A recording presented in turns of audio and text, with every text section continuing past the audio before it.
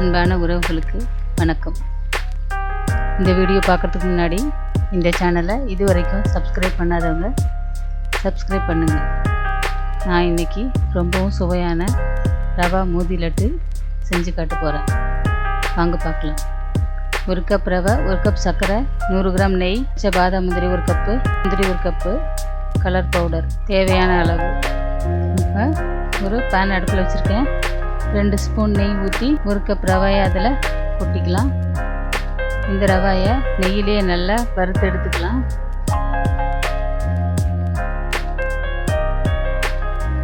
உடைச்சி வச்ச பாதாம் முந்திரியை இதோட நம்ம சேர்த்து நல்லா கலந்து விட்டுக்கலாம்.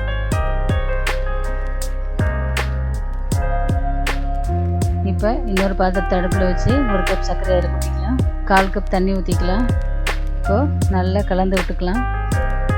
சர்க்கரை நல்லா மெல்ட் ஆகணும். இதில் 1/2 கிளாஸ் தண்ணியோட கலர் பவுடரையும் மிக்ஸ் பண்ணி சர்க்கரை பாகு ஊற்றிக்கிட்டேன். இப்போ சர்க்கரை பாகு நல்லா சர்க்கரை கரைஞ்சி நல்லா கொதிக்கிற பதத்துக்கு வரணும். பாகு நல்லா கொதித்து பபுள்ஸாக வரும்போது அந்த பாகு எடுத்து ஏற்கனவே ரெடி பண்ணி வச்சுருக்க ரவையில் நம்ம கொட்டிக்கலாம். இப்போ அந்த பாத்திரத்தை அடுப்பில் திரும்ப எடுத்து வச்சுக்கலாம். இப்போ அந்த பாகும் ரவையும் ஒன்றா கலந்து விட்டுக்கலாம். கைவிடாமல் நல்லா கிண்டிகிட்டே இருக்கணும், இல்லைன்னா அடி பிடிச்சிடும். அனலை கம்மியாக வச்சுக்கலாம். ஸ்லோ ஃப்ளேமில் குக் பண்ணுங்கள்.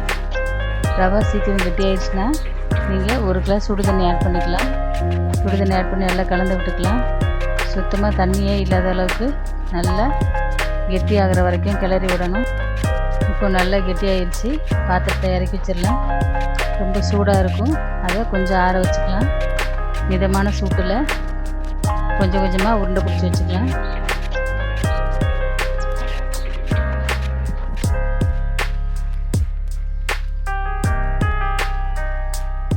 உருண்டைக்கு மேலே கார்னிஷுக்கு நம்ம முந்திரி பருப்பை அதில் எடுத்து வச்சுக்கலாம். கலர்ஃபுல்லான டேஸ்டான ரொம்ப ஸ்வீட்டான ரவை மூதி லட்டு ரெடி ஆகிடுச்சு. இதை நம்ம ஒரு ஏர்டைட் கண்டெய்னரில் சேவ் பண்ணி வச்சோம். 1 வாரத்துக்கு கெட்டு போகாது. இதை குட்டீஸ்க்கு ஸ்கூலுக்கு ஸ்நாக்ஸாக நம்ம கொடுத்து விடலாம்.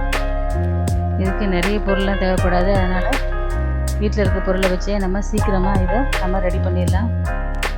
இந்த வீடியோ பார்த்துட்ருக்க உங்கள் எல்லாருக்கும் என்னோட மனமார்ந்த நன்றிகள். மீண்டும் அடுத்த ரெசிபியோட உங்களை நான் சந்திக்கிறேன். தேங்க்யூ.